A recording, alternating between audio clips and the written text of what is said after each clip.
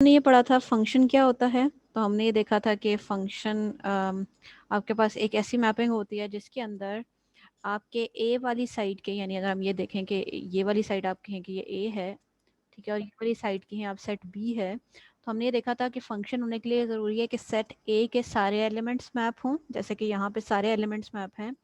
फिर हमने देखा था कि सेट ए के सारे एलिमेंट्स मैप होने के साथ साथ एक जो दूसरा क्राइटेरिया था वो ये था कि सिंगल मैपिंग होनी चाहिए सेट ए के सारे एलिमेंट्स की। तो यहाँ पर आप देख सकते हैं कि सेट ए के एलिमेंट्स की सिंगल मैपिंग नहीं बल्कि डबल मैपिंग है, इस वजह से ये फंक्शन नहीं है।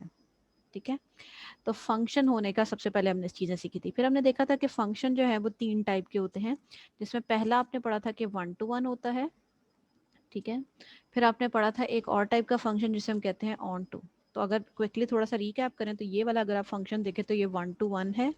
1 to 1 होने का मतलब ये है कि अगर आप वापस से पहले की तरह से रिलेट करें तो सेट बी के सारे एलिमेंट्स, जिन एलिमेंट्स की मैपिंग है उनकी सिंगल मैपिंग होनी चाहिए। सेट बी के एलिमेंट्स की सिंगल मैपिंग होनी चाहिए। ठीक है, पहली बात फंक्शन होना और दूसरी बात सेट बी के एलिमेंट्स की सिंगल मैपिंग होना। तो अगर आप यहाँ पर देखें तो ये 1 to 1 फंक्शन है क्योंकि जिनकी भी मैपिंग मौजूद है वो सिंगल मैपिंग है। और अगर हम ऑन टू को देखें तो ऑन टू होने के लिए क्या ज़रूरी था, ऑन टू होने के लिए ये ज़रूरी था कि सेट बी के सारे एलिमेंट्स की मैपिंग मौजूद हो। तो अगर आप यहाँ पर देखें तो इस एलिमेंट की मैपिंग मौजूद नहीं है, इसलिए ये 1 to 1 तो है लेकिन ऑन टू नहीं है। ठीक है, अगर आप सेकेंड वन देखें तो ये आपके पास ऑन टू फंक्शन है लेकिन 1 to 1 नहीं है। ऑन टू किस वजह से है, क्योंकि सारों की मैपिंग मौजूद है इसलिए ये ऑन टू है। 1 to 1 क्यों नहीं है, क्योंकि आपके पास यहाँ पर 2 के अगेंस्ट 2 मैपिंग्स जो है वो आ रही हैं, तो 1 to 1 नहीं है। अगर आप इस फंक्शन को देखें तो ये आपको दिख रहा है कि ये 1 to 1 भी है और ये ऑन टू भी है। तो आपके पास सारे एलिमेंट्स मैप हैं, सबके अगेंस्ट सिंगल मैपिंग है, तो ये 1 to 1 भी है और ऑन टू भी है। और अगर आप इसकी तरफ चलते हैं तो ना तो ये 1 to 1 है क्योंकि यहाँ पर आपके पास 2 मैपिंग्स आ रही हैं, और ना ही ये ऑन टू है क्योंकि यहाँ 4 के अगेंस्ट मैपिंग नहीं है। तो ये तो बेसिक छोटा सा रीकैप था जो अभी तक हमने चीज़ें पढ़ी थी और उसके साथ हमने जो उसकी एग्जांपल्स देखी थी।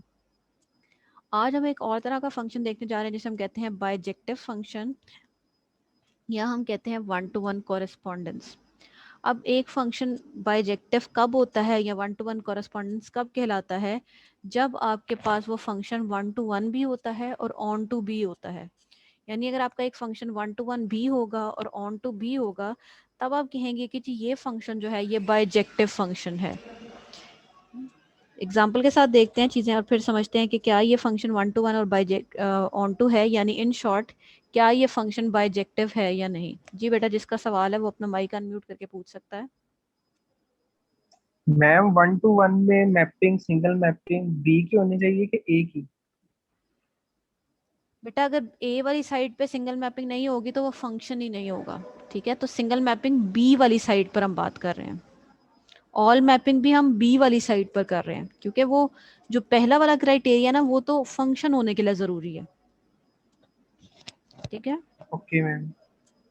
जैसे अगर यहाँ पर अगर इसी एग्जांपल के अंदर अगर आप देखें तो यहाँ पर अगर आप देखें किधर वाली चीज़ में, अच्छा अगर आप इस वाली साइड पे देखें तो अगर यहाँ पे लेट्स से इस एलिमेंट की मैपिंग नहीं होगी ना, ठीक है, ए साइड वाले एलिमेंट्स की, तो ये फंक्शन ही नहीं होगा क्योंकि इस एलिमेंट की मैपिंग मौजूद नहीं होगी। ठीक है, और अगर यहाँ से डबल मैपिंग हो जाएगी, ठीक है, जैसे लेट्स से मैं यूं रिलेट कर देती हूँ, तब भी ये फंक्शन नहीं होगा क्योंकि 2 मैपिंग हमें अलाउड ही नहीं है। तो ये दोनों रिस्ट्रिक्शन जो आपको बताई गई हैं स्पेसिफिकली बी साइड के लिए हैं, 1 to 1 और ऑन टू होने के लिए, लेकिन वो अल्टीमेटली ए साइड पर भी अप्लाई होती हैं, क्योंकि अगर ए साइड पे वैसा नहीं होगा तो वो फंक्शन ही नहीं होगा। एग्जाम्पल ओके को मैम। देखते हैं, क्या ये फंक्शन 1 to 1 है और क्या ये फंक्शन ऑन टू है या नहीं। जी बेटा, किसी और का कोई सवाल है?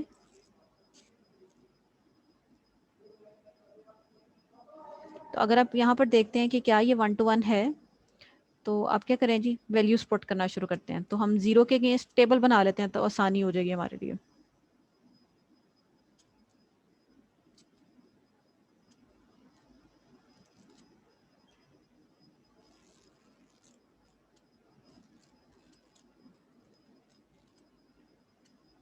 तो क्लास ये साइड आ गई हमारे पास f of x, sorry x, तो ये साइड आ गई हमारे पास एक्स और ये साइड आ गई हमारे पास एफ ऑफ एक्स। ठीक है, एक्स पुट करते हैं, जीरो पुट करेंगे तो ये आ जाएगा आपके पास 5, अगर आप 1 पुट करते हैं तो ये आ जाएगा 4 इंटू 1 5 प्लस 9, ठीक है। 2 पुट करते हैं तो आपके पास आ जाएगा 4 टू 8, 8 प्लस 5 13, ठीक है।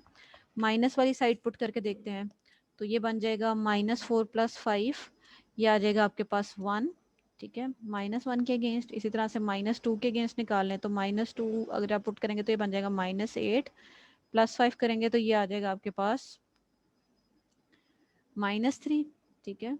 इसी तरह से आप और वैल्यूज़ के लिए भी टेस्ट कर सकते हैं, 3 के लिए चल सकते हैं, -3 के लिए चल सकते हैं। तो यहाँ अगर आप 3 चलते हैं और यहाँ -3 लेके चलते हैं तो आप ये देखेंगे जी -3 जब आप पुट करेंगे तो 4 इंटू 3 बनता है 12, और उसमें से माइनस करेंगे 5 तो ये आ जाएगा आपके पास -7, ठीक है। इसी तरह से जब आप 3 पुट करेंगे तो 4 3 होता है 12, और 12 प्लस 5 आ जाएगा आपके पास 17, ठीक है। तो यहाँ पर हमने जितने भी नंबर्स की मैपिंग निकाली है तो हमें ये दिख रहा है कि हर एक के अगेंस्ट जो है वो सिंगल ही मैपिंग मौजूद है, ठीक है।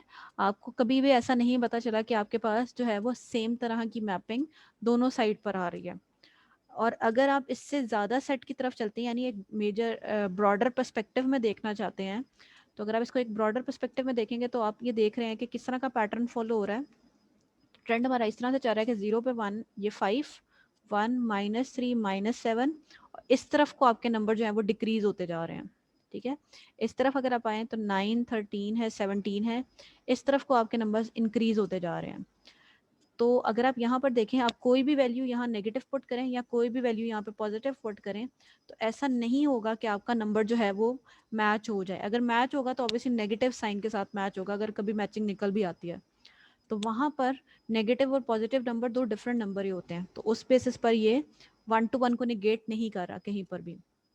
इसके अलावा भी अगर आप इक्वेशन को भी देखते हैं तो जब भी आप किसी नंबर को 4 से मल्टीप्लाई करेंगे तो ऑब्वियसली वो नंबर जब आप 0 से करेंगे, 2 से करेंगे, या इवन अगर आप 4 का टेबल भी देखें तो वो इंक्रीजिंग ऑर्डर में ऐसा नहीं होगा कि वो अपने ही किसी पुराने नंबर्स के साथ रिलेट कर रहा हो, ठीक है।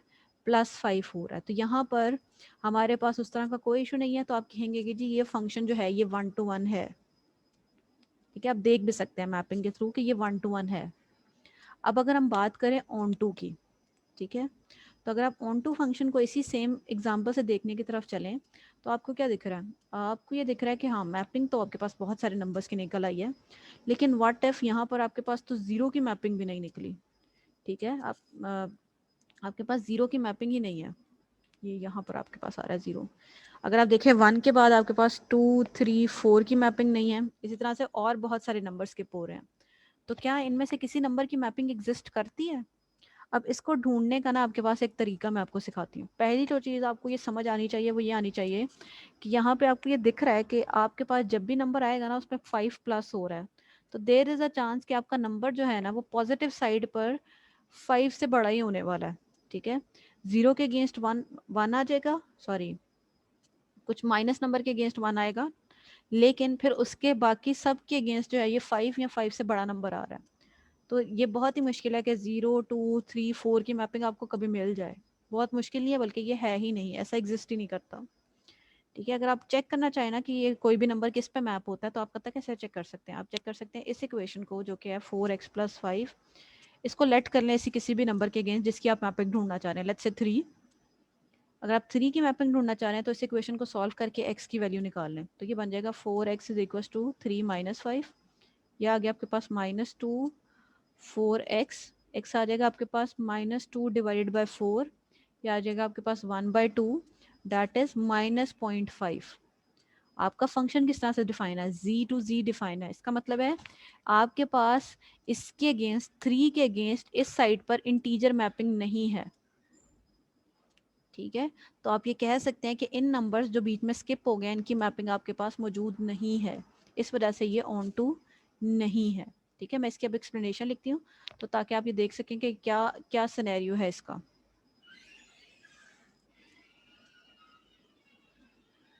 तो अगर आप यहाँ पर देखें तो हम कहेंगे जी ये फंक्शन जो है the given function is not bijective, ठीक है, बाइजेक्टिव नहीं है because the function is 1 to 1 ma'am bijective क्या होता है? मैं भी आपको बताती हूँ. Because the function is 1 to 1 as shown in the table,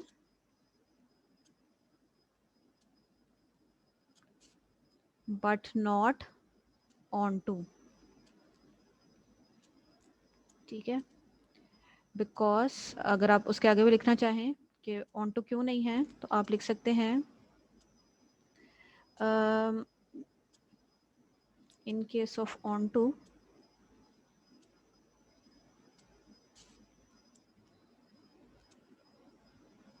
we have no mapping for x is equals to 2 या for 2 in codomain. ठीक है. तो मैंने सारी रीजनिंग लिखा है. अब अगर ये बाइजेक्टिव है तो हम इसका इनवर्स कैसे फाइंड आउट कर सकते हैं, हम एफ ऑफ इनवर्स कैसे फाइंड आउट कर सकते हैं. तो आप f of inverse x find out करने के लिए क्या करेंगे, जो आपकी इक्वेशन है इसमें एक्स, एफ ऑफ एक्स की जगह आप लिख देंगे वाई. ठीक है. तो ये बन जाएगा y is equal to x plus 1. अब क्या करेंगे, जो आपकी नई इक्वेशन आई है इसके अंदर से आप x की वैल्यू फाइंड आउट कर लेंगे. तो x की वैल्यू क्या आ जाएगी आपके पास, तो x इज इक्वल्स टू इस प्लस 1 को उधर ले जाएं तो ये बन जाएगा y माइनस 1. तो आपके पास अगर आप इनवर्स देखें और इनवर्स को x की टर्म में लिखें तो एफ इनवर्स x किसके इक्विवेलेंट है, x माइनस 1 के. इस फंक्शन का इनवर्स ये है. और इनवर्स सिर्फ और सिर्फ बाइजेक्टिव फंक्शन के अगेंस्ट एग्जिस्ट करेगा. कैसे निकाला जा सकता है इनवर्स, आप उस इक्वेशन में से उस टर्म को एज एन लेट कर लें y, और फिर वहाँ से इक्वेशन में से x की वैल्यू फाइंड आउट कर लें. चलिए जी क्लास, एज्यूम करेंगे ये जो मैं आपके सामने सवाल लिख रही हूँ ये बाइजेक्टिव है. ठीक है. देन आप मुझे बताएं कि इस इक्वेशन का इनवर्स क्या होगा. तो एज्यूम करना है कि ये बाइजेक्टिव है. ठीक है. चलिए मुझे बताएं क्या होगा इसका इनवर्स. तो मैं भी कैलकुलेट करती हूँ. तो ये बन जाएगा y is equal to 3x plus 5, और यहाँ से मैंने जो है y x की वैल्यू निकाल लेनी है. तो अगर मैं x की वैल्यू निकालती हूँ तो ये बन जाएगा 3x is equals to y minus 5. ठीक है. मज़ीद सॉल्व करती हूँ तो ये मेरे पास आ जाएगा x is equals to y minus 5 divided by 3. अगर मैं इसको x की टर्म में ही लिखती हूँ तो ये बन जाएगा f of inverse of x is equals to x minus 5 divided by 3. ठीक है जी क्लास. तो इस तरह से आप इनवर्स जो है वो कैलकुलेट कर सकते हैं. लेकिन इनवर्स कैलकुलेट करने के लिए इट्स मस्ट कि आपका गिवन फंक्शन जो है वो बाइजेक्टिव हो. और मैं यहाँ पे सिर्फ ये अज्यूम कर रही हूँ कि ये बाइजेक्टिव है. ठीक है. ताकि आपको ये बता सकूँ कि इनवर्स कैसे निकलता है. जी बेटा, यहाँ तक किसी का कोई सवाल हो.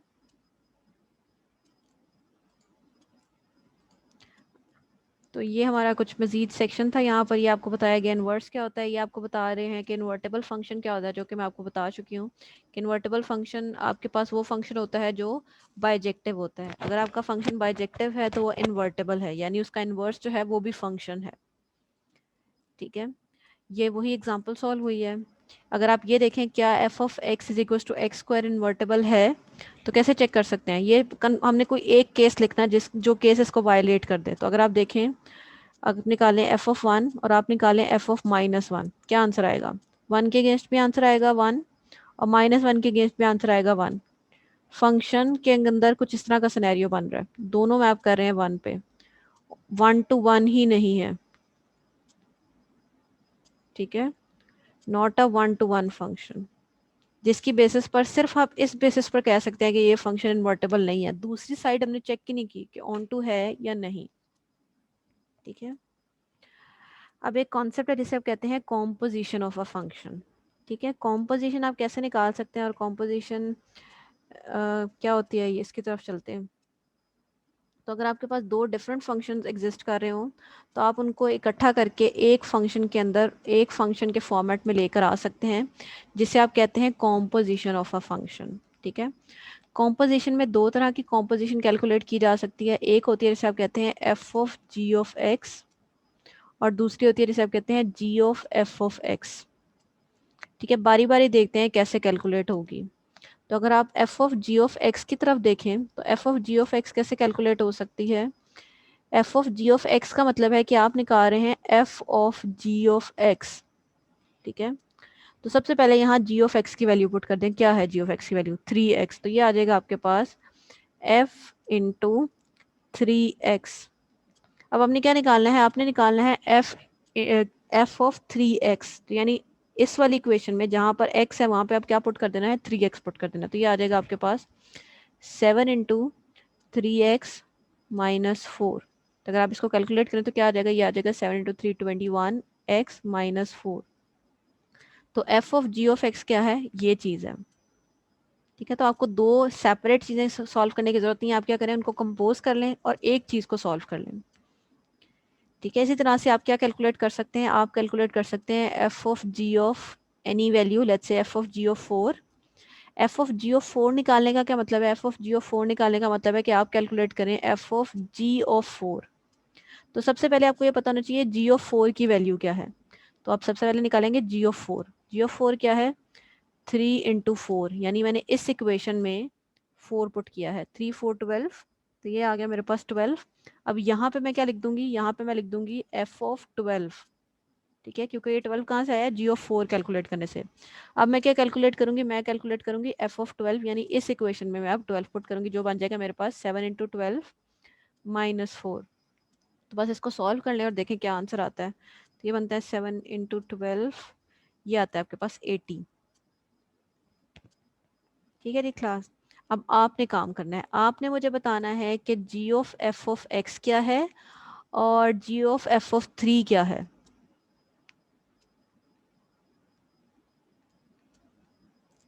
चलें जी क्लास, कैलकुलेट करें ताकि फिर हम देख सकें कि क्या आप ये समझ पाए हैं कि कैसे क्या आंसर आ रहा है, और कैलकुलेट करके आंसर भेजें मुझे चैट में।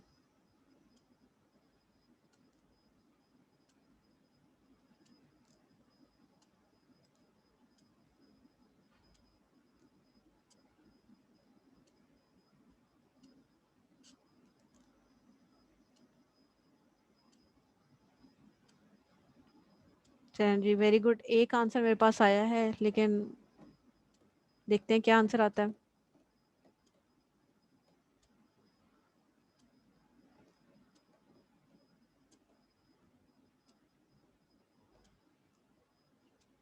चलिए जी क्लास, मैं भी आपके साथ ही कैलकुलेट करती हूँ ताकि आप ये देख सकें कि क्या आंसर हमारे पास जो है वो आ रहा है।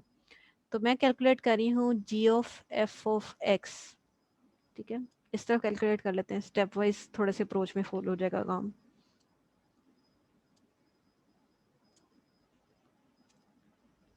ठीक है जी क्लास, अगर आप निकालना चाहते हैं g of f of x, तो इसका मतलब क्या है कि आप कैलकुलेट कर रहे हैं g of f of x, ठीक है। तो इसका मतलब क्या है कि आपने एफ ऑफ एक्स की जगह उसकी इक्वेशन पुट कर देनी है, जो क्या है, g of f of x क्या है, 7x-4, तो यहाँ आ गया आपके पास 7x-4, ठीक है। अब आपने क्या करना है, जी वाले फंक्शन के अंदर जहां पर x है वहां पर 7x-4 पुट कर देना है, तो ये बन जाएगा 3 इंटू 7x-4, और 3 मेरे पास कहाँ से आया है, यहाँ पे मैंने x की वैल्यू पुट की है 7x-4। इसको सिंपली सॉल्व कर लें, 7 3 21x माइनस 7 4 12, ठीक है। तो ये आपके पास आ रहा है g of f of x, ठीक है स्टूडेंट्स।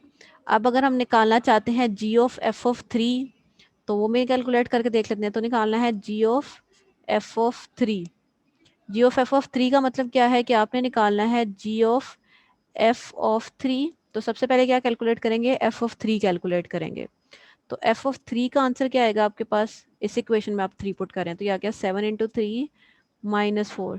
7 3 होता है 21, और 21 में से 4 निकालें तो आता है आपके पास 17, ठीक है। तो ये 17 यहाँ पर आ जाएगा। तो यानी आप क्या कैलकुलेट कर रहे हैं, आप कैलकुलेट कर रहे हैं जी ऑफ 17।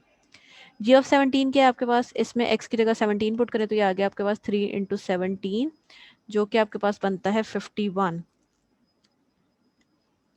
ठीक है। G of f of 3 calculate करने का एक और तरीका भी है, वो भी मैं आपको समझा देती हूँ। तो आप क्या करें, आप इतने सारे सॉल्व करने के बजाय आप ये करें कि आपके पास जो जी ऑफ एफ ऑफ एक्स का आंसर आया है, ठीक है, यानी आपके पास जी ऑफ एफ ऑफ एक्स का आंसर क्या था, वो था 21x-12। इसके अंदर ही डायरेक्टली 3 पुट कर लें, यानी जी ऑफ एफ ऑफ 3 आप इसकी मदद से कैलकुलेट कर लें। यहाँ पे 3 पुट करेंगे, बन गया 21 इंटू 3 माइनस 12, तो ये बन गया आपके पास 21 इंटू 3 होता है आपके पास 63, माइनस 12 करेंगे तो ये इसका आंसर भी जो है वो आपके पास 51 ही आएगा। ठीक है, तो अब आपकी मर्जी है आप इसको किस तरह से सॉल्व करना चाहते हैं। आप चाहें तो ये वाले तरीके से सॉल्व कर सकते हैं, या चाहे तो जी ऑफ एफ ऑफ एक्स निकाल के उसमें वैल्यू पुट करके सॉल्व कर सकते हैं। चॉइस जो है वो टोटली आपके ऊपर है। ठीक है जी क्लास, तो ये कुछ कॉन्सेप्ट थे रिलेटेड टू आपके पास कॉम्पोजिशन ऑफ फंक्शन के हवाले से। आप फंक्शन का आप किसी भी फंक्शन का ग्राफ बना सकते हैं। ग्राफ कैसे बनाते हैं इसकी एग्जांपल देख लेते हैं। लेट्स से हम बना लेते हैं graph of f of x is equals to 3x के अगेंस्ट। अगर आप 3x के अगेंस्ट ग्राफ बनाना चाहते हैं तो किस तरह से बन सकता है, तो आपको बताना चाहिए फंक्शन डिफाइन किस तरह से है। फंक्शन डिफाइन है जी टू जी। आपने क्या करना है, आपने सबसे पहले इसका टेबल बनाना है, ठीक है, और टेबल बनाने के बाद आपने नेक्स्ट सॉल्व करना है। तो टेबल सबसे पहले बनाते हैं, फिर देखते हैं कि क्या सिनेरियो बनता है। तो जब आप टेबल बना रहे हैं तो ये आपके पास जो है एक साइड आ जाएगी आपके पास x और दूसरी चीज़ आ जाएगी आपके पास f ऑफ x, जो कि आपके पास 3x के इक्विवेलेंट है। x की वैल्यू पुट करते हैं 0 -1 -2 -3, चाहे इसके अलावा भी पुट कर सकते हैं 1 2 3। अभी ग्राफ पे प्लॉट करने के लिए इतनी वैल्यूज काफ़ी हैं। 0 पुट करेंगे 0 आ जाएगा, -1 पुट करेंगे -3 आ जाएगा, -2 पुट करेंगे -6 आ जाएगा, -3 पुट करेंगे -9 आ जाएगा, इसी तरह से 1 पुट करेंगे 3 आ जाएगा, 2 पुट करेंगे 6 आ जाएगा, 3 पुट करेंगे 9 आ जाएगा। ठीक है, तो ये मेरे पास सारी की सारी वैल्यूज आ गई हैं। अब मैं क्या कर रही हूँ, मैं इसको कार्टेशियन प्लेन के ऊपर जो है वो आपको बना के दिखाती हूँ। तो ये कुछ इस तरह का सिनेरियो बनेगा आपके पास। एक मिनट, तो ये आपका प्लेन आ गया।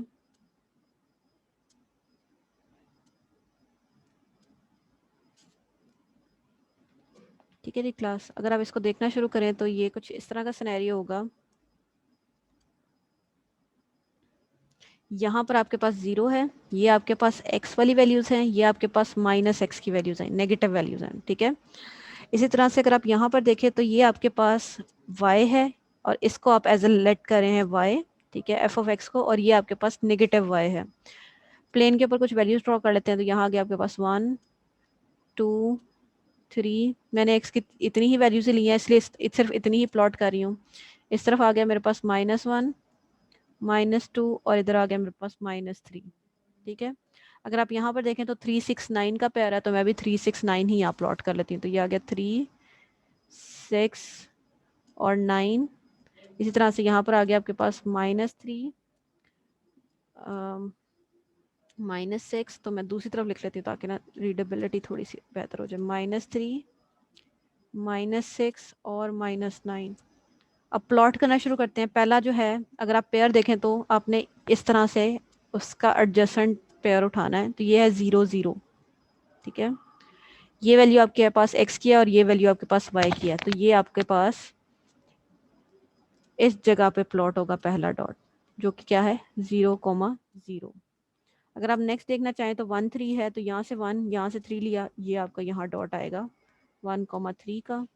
अगला डॉट है 2 3 6 का, 2 6 यहाँ पर करके आपके पास 2 6 आ जाएगा। इसी तरह से 3 9 का है, ये 3 9 आ गया आपके पास।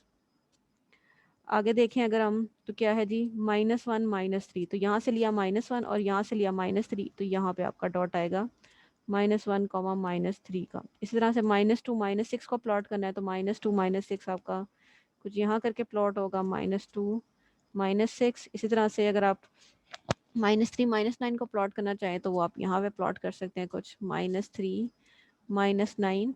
और अगर आप इसको ज्वाइन करेंगे तो ये कुछ आपके पास स्ट्रेट लाइन जैसा बनेगा, क्योंकि यहाँ पे हमारे बहुत ज़्यादा ठीक से हमने डॉट्स नहीं लगाए इसलिए वो कुछ थोड़ी सी टेढ़ी मेढ़ी सी लाइन है। लेकिन अगर आप इसको बनाएंगे तो ये एग्जैक्टली आपके पास प्लेन जो है वो इसी तरह से बनेगा, स्ट्रेट लाइन आएगी इसकी। ठीक है, तो ये इस तरह से आप ग्राफ बना सकते हैं अपनी इक्वेशन का। यहाँ पर अगर आप देखें अपने इसके अंदर तो आपके पास ग्राफ बना हुआ है x² के अगेंस्ट। ठीक है, तो आपने वही वैल्यूज ली हैं, आपने पुट की हैं, उनको प्लॉट किया है। ठीक है, तो आप ग्राफ बना सकते हैं किसी भी इक्वेशन के अगेंस्ट।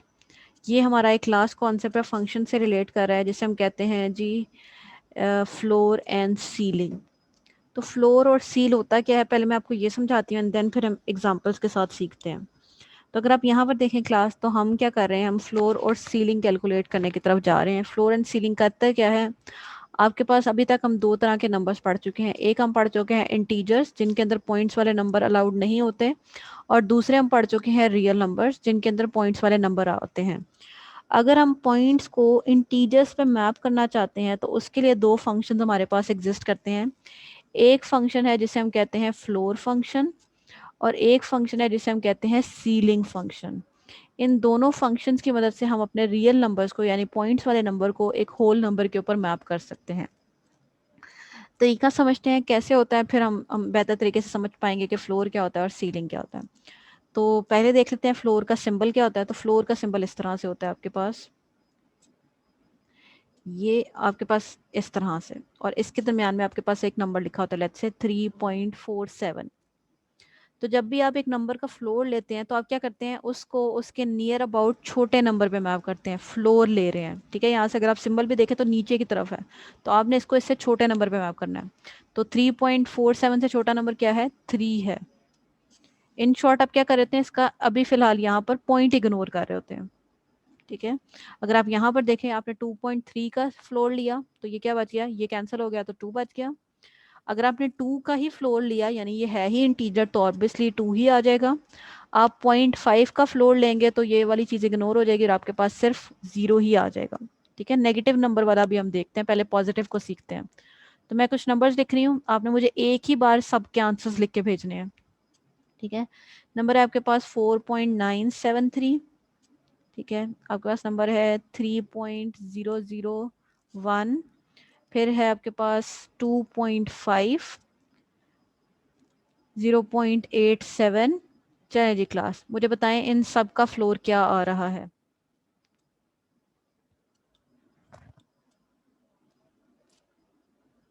ठीक है जी क्लास, तो अगर आप इनका आंसर निकालना शुरू करें, तो यहाँ पर फ्लोर लेना है, पॉइंट इग्नोर हो जाएगा, तो इसका आंसर आ जाएगा सिर्फ और सिर्फ 4।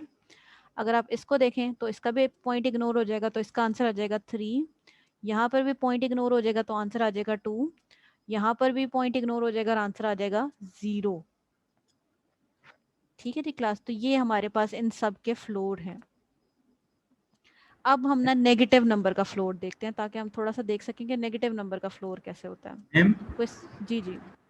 मैम जब हमारा कोई नंबर 0.5 से बड़ा हो जाए तो उसको राउंड ऑफ नहीं कर देते मैम? बेटा वो राउंड ऑफ करना था ना, ये फ्लोर और सील लेना है, ठीक है, ये फ्लोर और सील लेना है। वो राउंड ऑफ था, ये एक और टेक्निक है, हम फ्लोर और सील लेकर भी उसको राउंड कर सकते हैं, हम वो सीख रहे हैं, ठीक है। तो अगर चाहे ये 4.999 ही क्यों ना हो, हम फिर भी इसको 4 पर ही मैप करेंगे, ठीक है। ये है इसका फ्लोर लेना। अब हम नेगेटिव नंबर का फ्लोर लेना सीखते हैं। तो हमने पॉजिटिव नंबर का फ्लोर लेना सीखा है। अगर आपके पास एक नेगेटिव नंबर हो, लेट्स से आपके पास हो -2.7, ठीक है। जब आप इसका फ्लोर लेंगे तो कैसे लेंगे, तो मैं इसको थोड़ा नंबर लाइन से आपको समझाने की कोशिश करती हूँ। तो इस तरफ आप समझें कि आपके पास -3 है, ठीक है। इधर कहीं करके आपके पास -2.7 है, और इधर आपके पास -2 है, ठीक है। आपने -2.7 को उससे छोटे नंबर पे मैप करना है। तो अगर आप इसको -2 पे मैप कर देंगे, तो -2 -2.7 से बड़ा है, छोटा नंबर नहीं है। तो इससे छोटा क्या है, इससे छोटा है -3। तो जब आप -2.7 का फ्लोर लेंगे, तो वो आ जाएगा -3। ठीक है जी क्लास, मैं कुछ वैल्यूज लिख रही हूँ नेगेटिव में, उनके आपने मुझे फ्लोर लेके दिखाने हैं। तो यह है -4.73, -18.20, और -8.37। चलें जी क्लास, बताएं इन सब का आंसर क्या होगा।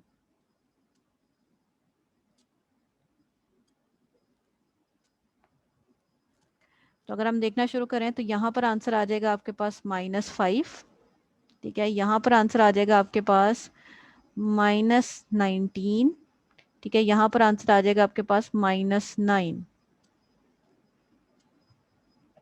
ठीक है जी, किसी का यहाँ पे कोई सवाल हो तो क्विकली पूछ लें।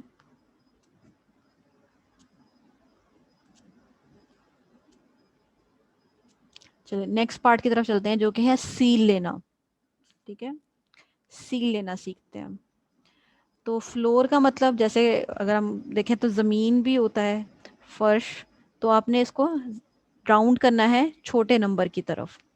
सीलिंग छत को भी कहते हैं, तो आपने इसको बड़े नंबर की तरफ राउंड करना है। तो अगर आपके पास नंबर हो, लेट्स से जैसे लास्ट टाइम हमने देखा है 3.4, तो आपने इसको इससे बड़े नंबर पे मैप करना है। और इससे बड़ा नंबर क्या है? इससे बड़ा नंबर है 4, तो ये 4 पे मैप होगा।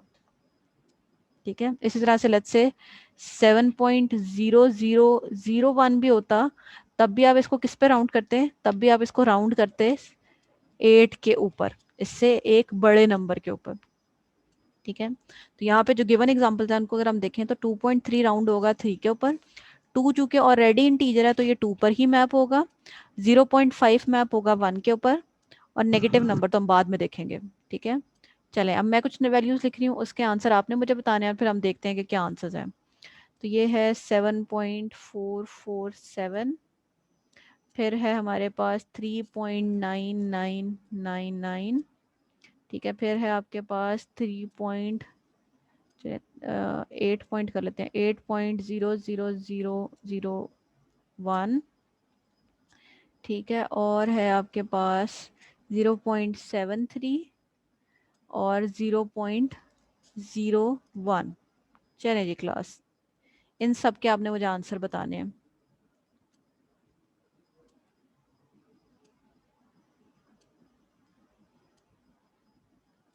चलें जी, वेरी गुड। जिनकी तरफ से आंसर आए हैं तो मैं आपको बता भी देती हूँ आंसर क्या है। इसको जब आप राउंड करेंगे तो ये बन जाएगा 8, इसको भी जब आप राउंड करेंगे तो ये बन जाएगा 4, इसको जब आप राउंड करेंगे ये भी बन जाएगा 9। ठीक है, हालांकि बहुत ही किसी एक पॉइंट पे जाके राउंड हो रहा है, लेकिन है तो फिर भी हम करेंगे। जब आप इसको सॉल्व करेंगे तो ये आ जाएगा 1, और इसको भी जब आप सॉल्व करेंगे तो ये आ जाएगा 1। ठीक है, नेगेटिव नंबर के लिए देख लेते हैं अब चीज़ें। तो अगर हम पहले की तरह से लेट्स से 2.7 का अगर हम निकालें सील, तो बिल्कुल वही पहले की तरह से नंबर लाइन देखें, यहाँ पे कहीं आपके पास -2.7 है, इधर कहीं -3 है, और इस तरफ आपका -2 है। आपने इसको इससे बड़ी वैल्यू पे मैप करना है। अगर आप इधर मैप कर देंगे तो वो छोटी है, आप किस पे मैप करेंगे? इसको मैप करेंगे -2 के ऊपर। यानी इन शॉर्ट आप इस तरह से भी याद रख सकते हैं कि अब आपने इसका क्या कर देना है? पॉइंट इग्नोर कर देना है। नंबर्स कुछ लिख रही हूँ, मुझे बताएं क्या आंसर आएंगे। -3.86, -4.072, ठीक है जी, -1.36। चलें, इन 3 नंबर्स के अगेंस्ट मुझे बताएं क्या आंसर आएगा।